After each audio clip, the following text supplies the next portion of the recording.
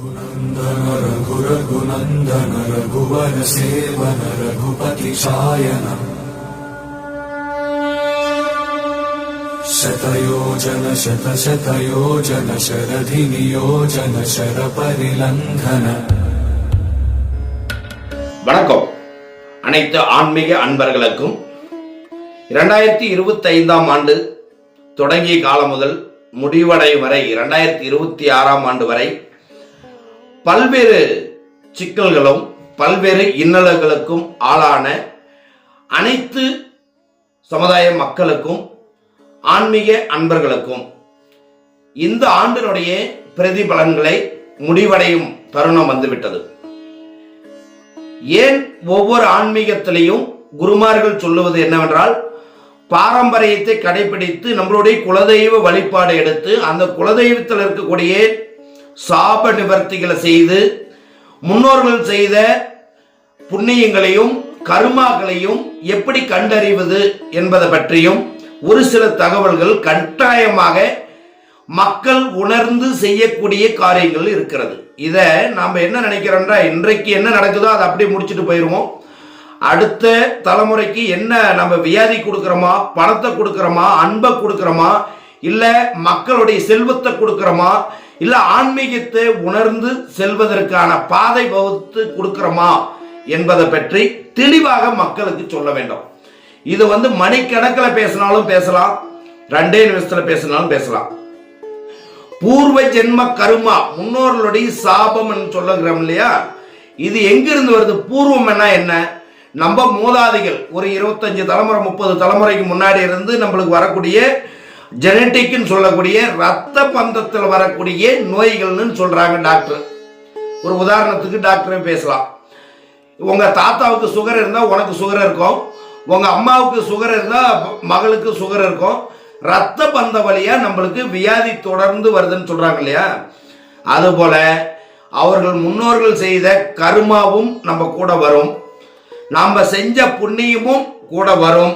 அப்ப இது கூட நம்ம கலந்து இது எப்படி வழி நடத்த முடியும், நமக்கு எப்படி எல்லாம் புரிய வேண்டும், நமக்கு எப்படி தெரிஞ்சா நம்ம இதை சரி பண்ணி போகலாம் அப்படின்னா ஈஸியா போக முடியும். இப்ப ஆத்துல தண்ணி போகுது, தண்ணி போற போக்கிலேயே போய் கரை ஒதுங்கினா ஒதுங்கிடலாம்.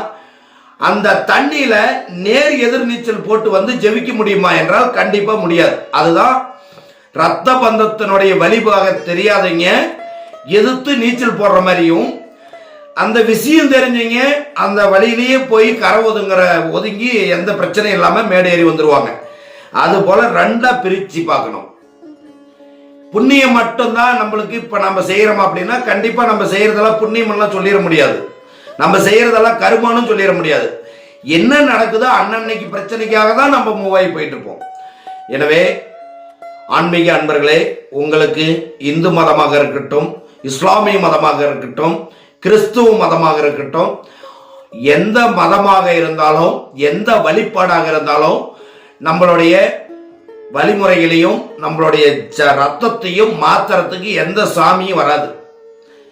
நம்மளுடைய குலதெய்வம் என்று எதை நீங்க வழிபாடு எடுக்கிறீங்களோ, கருப்பு சாமியா இருக்கலாம், அம்மனா இருக்கலாம், இல்ல இஸ்லாமியர்களா இருக்கலாம், இல்ல கிறிஸ்துவர்களா இருக்கலாம், இவங்க எல்லாருக்கும் ஒரே ஒரு வார்த்தை தான்.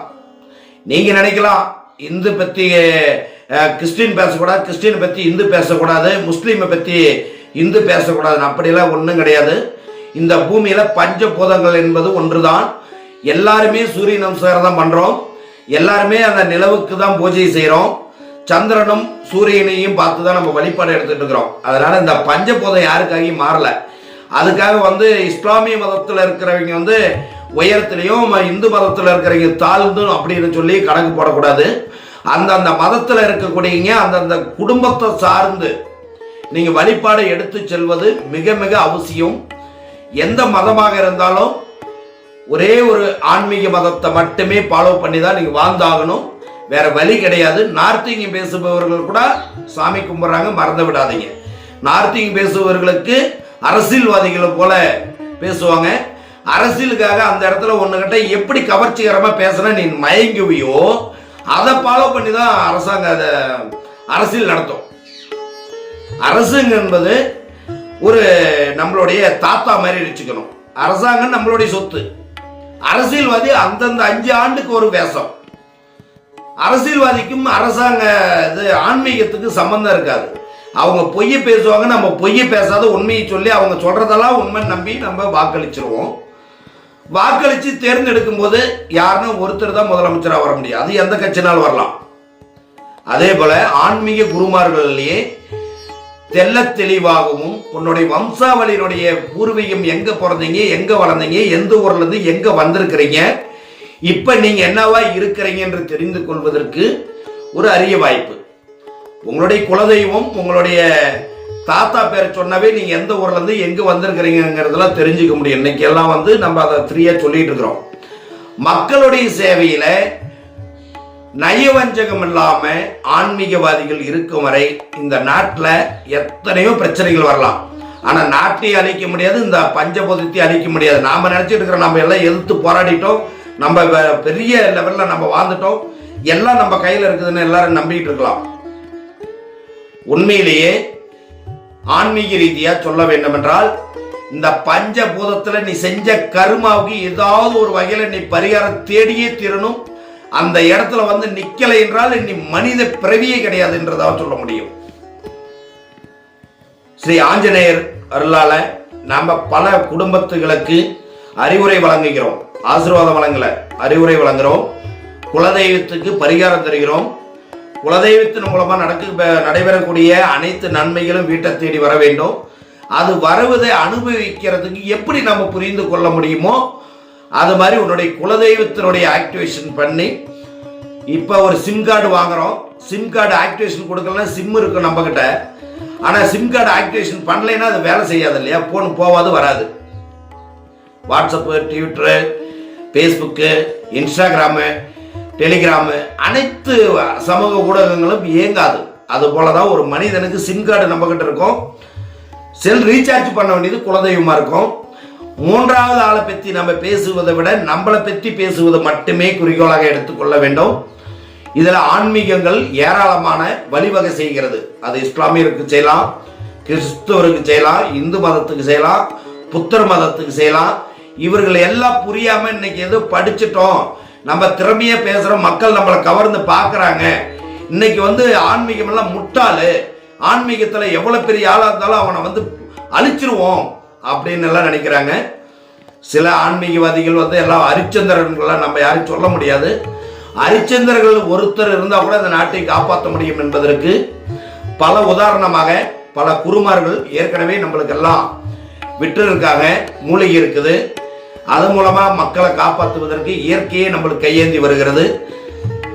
ஆன்மீகம் என்றால் என்ன, அதுக்கு என்ன செஞ்சா பரிகாரம் கிடைக்கும் அப்படின்னா பொது பரிகாரமா ஒன்று சொல்லலாம். தாய்ப்பால்ல விஷத்தை கொடுக்க முடியுமா? தாய்ப்பால்ல குப்பையை போட்டு அந்த பாலை கொடுத்தா அந்த குழந்தை குடிக்குமா? தாய்ப்பால்ல பலத்தை கலக்கலாமா? தாய்ப்பால்ல யூரின் பாஸ் பண்ணலாமா? இது எல்லாம் கலந்தா என்ன நடக்கும் ஒரு குழந்தைக்கு? அதுபோல காவேரி, ஆறு, குளம், குட்டை, ஓடை, தேவையற்ற சிறு சிறு நதிகளிலே நாம கொண்டாந்து கடக்கக்கூடிய மலம், தெருவில் போற சாக்கடை, கண்டதை போனதை கலந்து தண்ணீரில் விடப்பட்டு அந்த தண்ணீரிலே புனித நீராக எடுத்து இன்று வரை பூஜைக்கு குருமார்கள் ஏராளம். அப்ப சாமிக்கு விஷத்தை கொடுத்துட்டு மனிதர்களுடைய கழிவுகள் எல்லாம் எடுத்து சாமிக்கு கழுவும் போது அந்த சாமியினுடைய சாபத்துக்கு ஆளாகி நாடு நாசமா போறதை யாராலையும் தடுக்க முடியாது. இந்த அரசாங்கமெல்லாம் நினைக்கலாம், அரசாங்க அதிகாரிகளாம் நான் உத்தரவு போட்டா எல்லாம் நடக்கும். நீ போட்டா நடக்கதான் செய்யுது, நடந்துதான் ஆகணும். அது அரசாங்கத்துக்கும் மக்களுக்கும் உள்ள ஒரு தொடர்பு. இதுல காவேரியிலையும் கங்கையிலையும் கொண்டாந்து கலக்கக்கூடிய விஷத்தன்மைகளை குறைத்து காவேரி நீரை புனித நீராக்கி மினரல் வாட்டர் விற்கிறதுக்காக மலத்தை கலந்து விடப்பட்ட தண்ணீரை தூய்மைப்படுத்தினவே 90% பிரச்சனை சால்வ் ஆகும். 90% பிரச்சனைகள் சால்வ் ஆகும். அதுக்கப்புறம் 10% மனிதர்கள் காலையில தூங்கி எழுந்த உடனே சாராயத்துக்கு போறதை விட்டுட்டு ஆற்றிலேயோ குளத்திலேயோ இல்ல நீங்க இருக்கும் இடத்திலேயோ புனித நீராடி விட்டு உங்களுடைய பிரார்த்தனைகளை கடவுளுக்கு ஒரு 2 நிமிஷம் செலுத்துவதற்கு டைம் எடுத்து அந்த 2 நிமிடத்திலே உன்னுடைய பூர்வீகமும் உன்னுடைய குலதெய்வத்தையும் உங்களுடைய மூதாதிகளையும் வழிபாடு பண்ணாவே போதும். இந்த சாமி கும்பிடு, அந்த சாமி கும்பிடு, இந்த மலைக்கு போனா வந்துடும், அந்த மலைக்கு போனா வந்துடும் அப்படின்னு எல்லாம் எதிர்பார்த்து கூட்டம் கூட்டமாக சென்றாலும் கூட அங்க என்ன நம்மளுக்கு நடக்கணுமோ அது கண்டிப்பா நடத்துவார். நீங்க என்ன வீட்டுல பிரார்த்தனை வைக்கிறீங்களோ அதுதான் நீங்க போற கோயில்ல நடக்கும் போது. நேரம் சரியில்லை, பிள்ளைச்சூனியம் வச்சுட்டாங்க, ஏவல் மாதிரி ஆயிடுச்சு அப்படிங்கிறதுக்கெல்லாம் என்ன காரணம்? ஏன் இந்த செய்வனைக்கு அவ்வளவு பவர் கொடுக்குது அப்படின்னா நம்மளுடைய மூதாதிகளுடைய பிரச்சனைகள் இருக்கிறதுனால தான் செய்யும் வினை நான் செஞ்ச வினை எனக்கு திருப்பி வரும். அப்ப இன்னைக்கு வரலாம், நாளைக்கு வரலாம், நாளானைக்கு வரலாம், அதெல்லாம் டைம் எல்லாம் கிடைக்காது. நம்மளுக்கு நேரம் எப்ப கெடுதோ அப்ப நம்ம செஞ்ச தவறுகள் நம்மளை உணர்த்துவதற்காக அது செய்ய வினையா மாறி நான் அதை மன்னிப்பு கேட்கறதுக்காக, நம்ம கிட்ட மன்னிப்பு கேட்க வைக்கிறதுக்காக நம்மளுடைய விரயத்தை உருவாக்கி அது மூலமா பலன் அனுபவிச்சுட்டு போயிடும். நம்ம செய்யும் கர்மா நம்மளை சுத்தி வரும் என்பதை யாரும் மறந்து விடக்கூடாது. நீங்க நினைச்சிருக்கலாம் இந்த தலைமுறையில செஞ்சா அடுத்த தலைமுறைக்கு தானே சொல்லி அந்த காலத்துல சொன்னாங்களே, ஏன் நான் செய்யறது எனக்கே திருப்பி வருது, உடனுக்கு உடனே இப்ப கொடுக்குறாங்களே அப்படின்னா, கடவுள் உங்களை விட 16 மடங்கு பயங்கரமான ஸ்பீட்ல இருக்கிறாங்க. நீங்க இன்னைக்கு ஒரு 100 கிலோமீட்டர் வண்டியில போறோம், 250 கிலோமீட்டர் வேகத்துல ஒரு காரினுடைய ஸ்பீடு இருக்குது. அந்த காரினுடைய ஸ்பீடுக்கும் சாமியினுடைய ஸ்பீடு 2500 கிலோமீட்டர் வேகத்துல போகும். நீங்க நினைக்கிறத விட மிச்சமா போகுது. நீங்க 250 கிலோமீட்டர் உங்களுக்கு இந்த ரோட்ல ஓடுறதுக்கு நம்மளுக்கு தகுதி கிடையாது. ஆனா 2500 கிலோமீட்டர் வேகத்துல ஓடுறவங்க நல்லவங்க கெட்டவங்களாம் பார்க்க முடியாது. அப்ப அவ்வளவு வேகத்துல போய் அடிப்படும் போது 108 எவ்வளவு வேகத்துல வரும்? 60 to 80 கிலோமீட்டர் வேகத்துல வரும், இல்ல ஒரு 100 கிலோமீட்டர் வேகத்துல வரும். ஆனா இன்னைக்கு போறது 250 கிலோமீட்டர் வேகத்துல போய் முன்ன மடிஞ்சு கீழே உளுந்து அந்த வண்டி வராங்காட்டியும் உயிரிழந்துருவோம். அது போல ஒவ்வொன்றதுலயும் கட்டுப்பாடு வேணும், மனாமதி வேணும். மற்றவர்களை குறை சொல்வதை விட நம்ம என்ன குறை செய்யறோமா நிறை செய்யறோமான்னு புரிந்து நடந்து கொள்வதுதான் ஆன்மீகம். இந்த ஆன்மீகத்தையே வச்சு பல வியாபாரங்கள் போயிட்டு இருக்குது, அது வேற விஷயம். இந்து மதத்திலே ஆகட்டும் மற்ற மதத்திலே இருக்கட்டும் எல்லாமே வியாபார நோக்கத்துக்கு வந்த உடனே பேய்களா மாறிவிட்டார்கள் மனிதர்கள். சாமிகள்லாம் ஒதுங்கி விட்டார்கள். அவர்கள் எல்லாம் வர வைக்க வேண்டும் என்றால் நம்மளுடைய ரத்த பந்தத்துல தான் போகணும். நீ மதம் மாறி இருக்கலாம், அதுக்காக நீ இஸ்லாமியர் ஆயிட முடியாது, அதுக்காக நீ கிறிஸ்துவர் ஆயிட முடியாது. ஏற்கனவே கருப்புசாமி, முனுசாமி, ராமசாமின்னு கும்பிட்டு இருக்கலாம். அதே மாதிரி இஸ்லாமியருக்கு மதம் மாறியவர்கள் நபிகள் நாயகம் இது போன்ற முக்கியமா பார்த்திமா தேவி இவங்கெல்லாம் கடவுளாக இருந்தவர்கள். உண்மை அவங்களாம் இருக்காங்க, கடவுளா இருக்கக்கூடிய கிறிஸ்துவர் ஐயாவும் இருக்காங்க. இதுல யாரையும் குறை சொல்ல முடியாது. ஆனா அதை வச்சு வியாபாரம் செய்வதற்காக மக்களை கேன்வாஸ் பண்றதுக்கு அரசியல்வாதி போல திரியிறாங்க பத்தியா. அதுல வரக்கூடிய பிரச்சனைகள் தான் நீங்க உங்க ஓவரா சந்திக்க வேண்டியது வரும். இன்னைக்கு ஒண்ணு இல்ல, ஒரு மாரியம்மன் கோயில் குலதெய்வமா வச்சுக்கிறோம், திடீர்னு இஸ்லாமியரா மாறிடுறீங்க, இல்ல திடீர்னு கிறிஸ்துவரா மாறிடுறீங்க. இன்னும் 500 ஆண்டு ஆனாலும் திருப்பி உன்னுடைய சொந்த மதத்துக்கு வர வரைக்கும் உன்னுடைய கர்மாவே தீர்க்க முடியாது. அவங்க வார்த்தைகளால் தான் ஆசீர்வதிக்க முடியும். ஆனா உன்னுடைய மூதாதிகளுடைய அருளை பெற வேண்டும் என்றால் மறுபடியும் நீ அந்த இடத்துக்கு வந்தே ஆகணும். அது மதம் மாறினவர்கள் ஏராளமானவர்கள் தாய் மதத்துக்கு திரும்பி கொண்டிருப்பதையும் நம்ம பார்த்து கொண்டிருக்கிறோம். அது போல ஏன் இதெல்லாம் அவ்வளவு தூரம் நம்ம பேசணும்? இதெல்லாம் என்ன நம்மளுக்கு இதனால லாபம் அப்படின்னு எல்லாம் லாபத்தை எதிர்பார்க்க வேண்டாம். உண்மையான அன்புக்கு மிக நிகர்ந்தது எந்த கடவுளும் கிடையாது. கணவன் மனைவி ஒற்றுமையாக இருந்துட்டா பக்கத்துல இருக்கிறவங்களுக்கு நம்மளுக்கு எந்த ஒரு பிரச்சனையும் இருந்துடாது. குலதெய்வத்தினுடைய வரல் இருந்துட்டால் நம்மளுக்கு யாருடைய உதவியும் தேவைப்படாது. அதை உங்களுடைய சொந்த வேலையை செஞ்சாவே நாம பொழைச்சிக்க முடியும். இதனால ஸ்ரீ சஞ்சீவராய சுவாமி அருளால அல்லல்ல குறையாத செல்வங்களும் மகாலட்சுமி கடாட்சமும் இந்த உலகத்தில் இருக்க அனைத்து செல்வத்தையும் சேர்த்தி அன்பாக வைத்துக் கொண்டிருக்கும் ஆஞ்சநேயருடைய அருளால நீங்க அல்லல்ல குறையாத செல்வங்களாகவும் மக்கள் மகிழ்ச்சியோடையும் 2026ஆம் ஆண்டு நல்ல ஒரு நாளாக அமைய வேண்டும். வருகிற காலங்களில் மக்கள் எந்த வஞ்சனையும் இல்லாம அரசாங்கமாக இருக்கட்டும், அரசியல்வாதியாக இருக்கட்டும், குலதெய்வங்களாகட்டும் வரக்கூடிய காலங்களில் ஏராளமான கோயில் கும்பாபிஷேகங்கள் ஒவ்வொரு காலங்களில் நடந்து கொண்டிருக்கிறது. 33 தேவர்களும் 308,000 கோடி ரிஷிகளும் வானர் படைகளும் ஆஞ்சநேயருடைய அருளாலையும் அல்லல்ல குறையாத செல்வத்தை கொடுத்து இந்த மக்களுக்கு நல்ல புத்தியை கொடுத்து எந்த நேரத்திலையும் எப்ப கூப்பிட்டாலும் ஓடி ஓடி காத்து இந்த மக்களை நல்ல ஒரு வழி நடத்த கருப்பசாமி ஐயனாரும் நம்மளுடைய மூதாதிகளும் நம்மளுடைய தெய்வங்களும் கூட நின்று நம்மளை வழி நடத்த வேண்டும். நமக்கு தெரிஞ்ச வரைக்கும் நம்ம இவ்வளவு பேசுறோம். தெரியாத எண்ணம் ஏராளமாக இருக்கிறது. ஆத்திரப்பட வேண்டாம். ஒருத்தர் மேல கோபப்படாதீங்க. ஒருத்தர் நயவஞ்சகத்தோட பார்க்காதீங்க. இளைஞர்கள் ஏராளமானவர்களுக்கு வேலை வாய்ப்பு இல்லாம இருக்குது. பல பிரச்சனைகள் ஓடிக்கொண்டு இருக்கிற நேரத்துல உன்னுடைய குலதெய்வ வழிபாடுகள்லாம் எடுக்கும் போது கட்டாயமாக இந்த இடம்னா இன்னொரு இடத்துல நம்மளுக்கு கண்டிப்பா வேலை கிடைக்கும். அதுக்கான நல்ல வழி காட்டுவாங்க.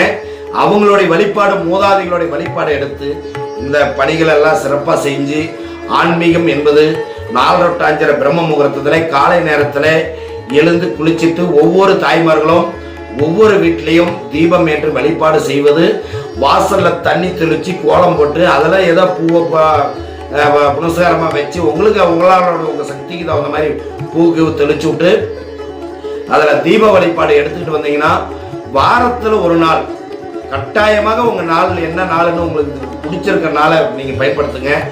அது மூலமா உங்களுக்கு ஒரு நல்ல காரியங்கள் நடைபெறும். இதனால என்னை பார்த்தே ஆகணும், நான் அருள் வாக்கு சொல்லியே தீர்வோம் அப்படிங்கிறதுலாம் இது கிடையாதுங்க. உங்களை தேடி சாமி வராது. அந்த நேரத்தை ஃபாலோ பண்ணி அந்த இன்னைக்கு 4:35க்கு பற்ற வைக்கிற தீபம், அதே 4:35க்கு நாளையும் தொடர்ந்து ஒரு வாரம் விரதம் இருந்து பாருங்க. கட்டாயமா நம்ம வீட்டுல ஒரு நல்ல செய்தி கிடைக்கும். அதுக்கு ஒன்றும் பெருசா நீங்க செய்ய தேவையில்ல. தீபம் ஏத்துங்க, வாசல்ல தண்ணி தெளிச்சு கோலம் போட்டு தீபம் ஏற்றிட்டு வீட்டு உள்ளார இருக்கிற தெய்வத்துக்கும் தீபம் ஊதுபத்தி கற்பூரம் காட்டிட்டு உங்களுடைய வீட்டில் இருக்க மஞ்சள் எடுத்து ஒரு எலுமிச்சம்பழத்தை புழிஞ்சு விட்டு தண்ணியில சொம்பலை எடுத்து வீட்டை சுற்றி தெளிச்சு விட்டு ஒவ்வொரு நாளும் எவ்வளவு பெரிய கஷ்டங்கள்னாலும் வரட்டும், எவ்வளவு பெரிய அழிவுனாலும் வரட்டும், எவ்வளவு பெரிய செய்வனாலும் இருக்கட்டும், இந்த மாதிரி ஒரு நிலையோட நின்று நீங்க சாமி கும்பிடும் போது கட்டாயமாக இந்த செய்வனையெல்லாம் காணாத படிதான் நம்ம முன்னோர்கள் உள்ள வந்துருவாங்க. அவங்க வந்துட்டாங்கன்னா நம்மளுடைய பரம்பரையுடைய தலையெழுத்து தலைகீழ மாறி சத்தியமா நல்லது நடக்கும் என்பதை அடிச்சு சொல்ல முடியும். இது ஆஞ்சநேயருடைய அருள். ஆஞ்சநேயருக்காக நம்ம சொல்லிட்டு இருக்கிறோம். பல ஆண்டுகளாக நம்ம ஸ்ரீ சஞ்சூராயசாமி ஜவ்வாது மலையில் இருக்கோம். சேம்பர கிராமத்தில் எழுதுகிறார். அவருடைய அருளால இந்த அருளை மக்களுக்கு சமர்ப்பணம். நன்றி, வணக்கம். நான் உங்கள் குருஜி பழனிசாமி. 99 43 400 945 என்ற எண்ணில் உங்களுக்கு ஏதாவது சந்தேகங்கள் இருந்தால் கீழே கொடுக்கப்பட்டிருக்கிறோம் நம்பரை தொடர்பு கொள்ளுங்க. சப்ஸ்கிரைப் பண்ணி வைங்க. SSAT NGO நியூஸ்னு வரும். அந்த சேனலை சப்ஸ்கிரைப் பண்ணி வச்சிருந்தீங்கன்னா ஒவ்வொரு ஆன்மீக தகவலும் உங்களுக்கு பதிவிடப்படும். அதே சந்தேகங்கள் இருப்பவர்கள் கீழே கமெண்ட்ல சொன்னாலும் நமக்கு நேரம் கிடைக்கும் போது பார்த்துட்டு சொல்லுவோம். இல்லைன்னா கீழே இருக்க நம்பரை தொடர்பு கொண்டு உங்களுடைய சந்தேகங்களை 2-1 நிமிடம், வீணா மணிக்கணக்கில் பேசுவதை விட 2-1 நிமிடத்தில் உங்களுடைய பிரச்சனைக்கான வழி சொல்லப்படும். அதை உடனடியாக தெரிஞ்சுக்கிட்டு தேவையான வழிகள் என்னவோ அதை மட்டும் ஃபாலோ பண்ணுங்க. 1000-500 செலவு பண்றோம், 50,000 1 லட்சம் செலவு பண்றோம், எங்களுக்கு எந்த நிம்மதியுமே இல்லைங்கிறவர்களுக்கு, ரொம்ப வறுமையில் இருக்கிறவங்களுக்கும் உச்சத்தில் இருக்கக்கூடிய பணக்காரர்களுக்கும் கந்தஷ்டி பொறாமை ஓமல் செய்வனை வம்பு தும்பு அனைத்து இருக்கிற மாதிரி தெரியும். ஆனா அதனுடைய மூதாதைகளுடைய சாபகேடு, அந்த சாபகேடு பரிகாரங்கள் குலதெய்வத்துக்கு கண்டிப்பா தரப்படும். சஞ்சீவி மூலிகை தீர்த்தம் வழங்கப்படுகிறோம். வாங்கி கொண்டு போய் மகிழ்ச்சியோட வாழுங்க.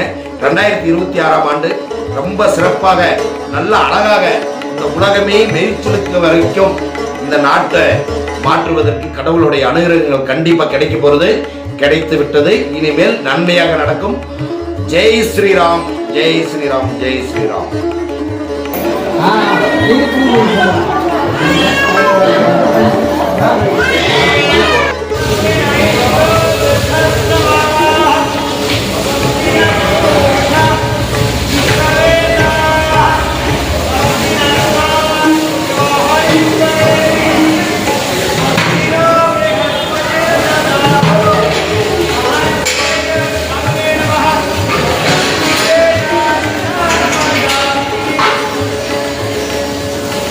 கையில் பால் இருக்கா?